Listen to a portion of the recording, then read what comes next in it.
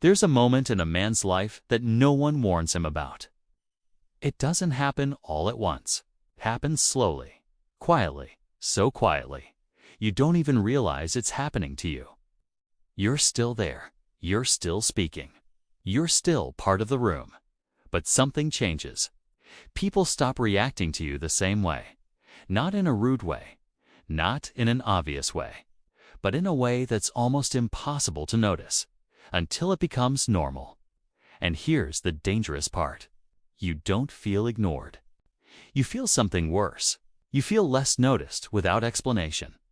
At 72, he thought it was nothing at first, till one moment made him realize he wasn't disappearing from places.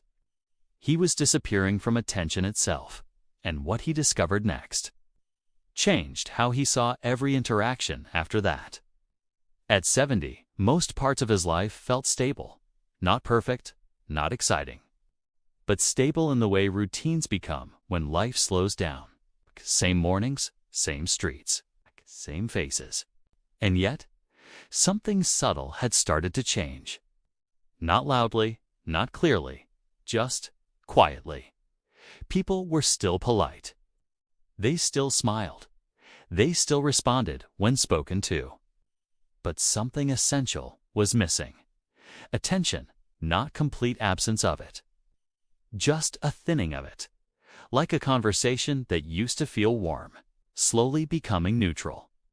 A store assistant glancing past him for half a second too quickly. A waiter responding, but not quite engaging. A cashier saying, "Have a good day," without really looking up. Small things, almost nothing on their own, but together, they created a feeling that's hard to explain. Not disrespect, not rejection, just reduction. And that feeling is more dangerous than most men realize, because nothing is technically wrong. So you question yourself before you question reality. At first, he didn't give it much thought. Because at 70, you learn not to overreact to small things.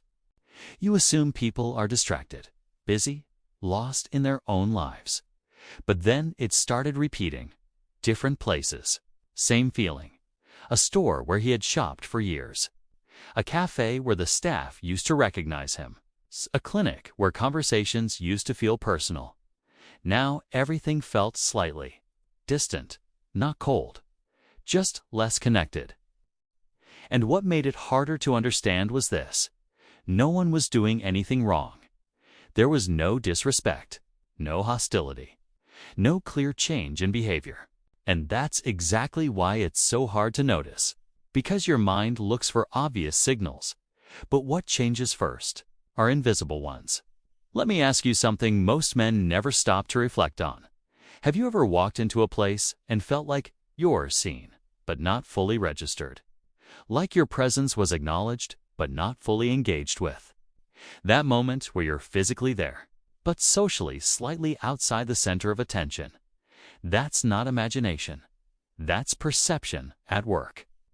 And perception doesn't wait for time. It forms instantly, within seconds, before conversation even begins. People decide how much attention to give you, how much energy to respond with, how much presence to return. And they do it without thinking, because the brain is built for efficiency. It categorizes quickly and moves on. And this is where most men miss the real shift, because they assume respect is about how you behave in big moments.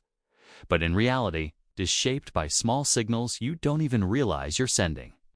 He didn't notice it at first, but those signals had slowly changed over time.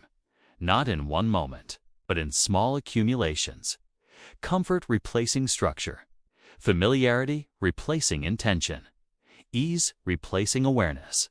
And over time, those changes show up in how others respond to you. Even something as simple as shoes. Worn, soft, familiar. The kind you stop noticing yourself. But others don't stop noticing, because people don't see objects the way you do. They read them instantly. Not logically, but emotionally. Shoes are one of those silent signals. They don't speak about money. They speak about attention to self. whether you are still intentional in how you present yourself, or whether you've stopped paying attention to those small signals altogether. And people respond to that instantly, not consciously, but consistently. One afternoon, something shifted, not dramatically, not like a life-changing moment. Just a decision, a small one. He changed them, a cleaner pair, more structured. Still simple, still comfortable, but intentional. And at first, nothing happened. Or at least, nothing obvious. Same places, same people, same routine. But something subtle changed. A glance held for a fraction longer. A greeting delivered with slightly more attention. A response that felt just a little more present. It wasn't dramatic, but it was noticeable. And once you notice it, you can't ignore it anymore. Because it reminds you of what used to feel normal. Being fully acknowledged, not rushed, not overlooked, but present in the moment with others.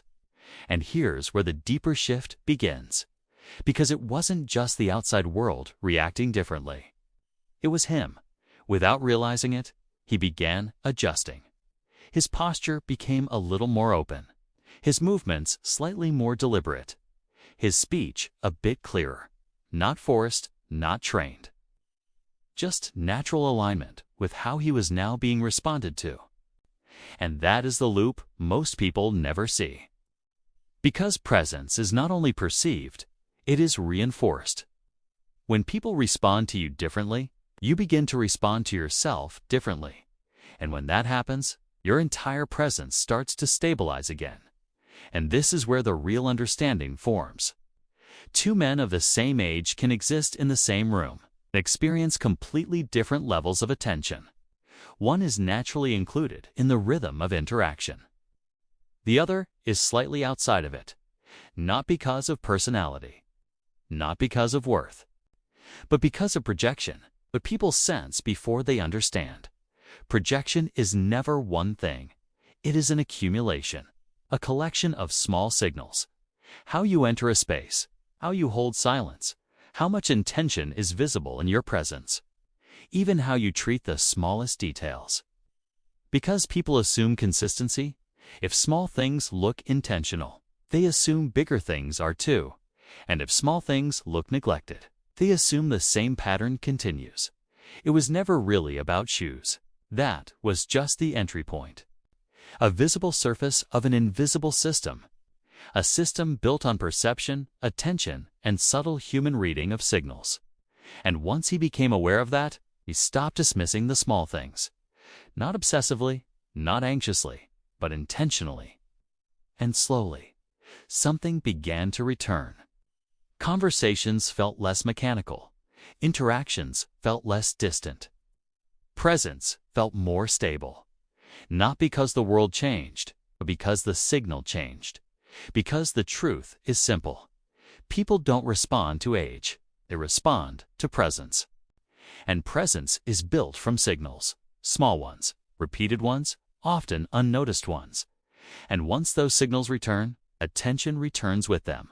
Not instantly, but steadily, naturally, like something finding its way back into place. And now that you've seen this, you start to notice something else. That invisibility is not always about being ignored. Sometimes, 'tis about being unreadable, or worse. Being unchanged in a world that reads change instantly. So the real question is no longer whether people judge quickly. They do. The real question becomes, what are they seeing when they look at you? And even more importantly, what are you communicating? Without saying a word. Because sometimes, the smallest change is the one that brings everything back into focus.